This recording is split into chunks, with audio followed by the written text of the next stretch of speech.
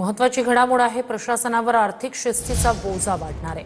2025-26 साठी निधी वितरणासंदर्भातील परिपत्रक शासनाकडून जारी करण्यात आले.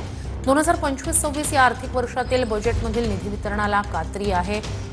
बांधकामं, वाहन खरेदी आणि इतर प्रशासकीय खर्चावर निर्बंध घालण्यात आले. दरवर्षी दिलेल्या बजेटमधील खर्च पूर्ण होताना दिसत नाही. सरकारकडून आधीच नियोजन करत खर्च कमी करण्याचा प्रयत्न होताना दिसतोय. ठाकरेंच्या शिवसेनेला विरोधी पक्षनेते पद न देण्यासाठी नव्या कायद्याचा घाट घातला जातोय असं सामनात म्हटलंय. आमदार संख्या निश्चित करणारा कायदा अधिवेशनात आणण्याची तयारी सुरू असल्याचं सुद्धा सामनात म्हटलं गेलंय. विरोधी पक्षनेते पदासाठी आमदार किती असावे हे निश्चित करणारा कायदा सरकार घेऊन येणार आहे असं सामनात म्हटलं जातंय.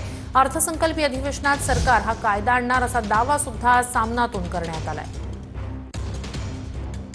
तर विधानसभेतील विरोधी पक्षांचं संख्याबळ नेमकं कसं आहे पाहूया. ठाकरेंच्या शिवसेनेकडे 20 आमदार आहेत, काँग्रेसकडे 16 आमदार, राष्ट्रवादी 10, शेकापकडे 2,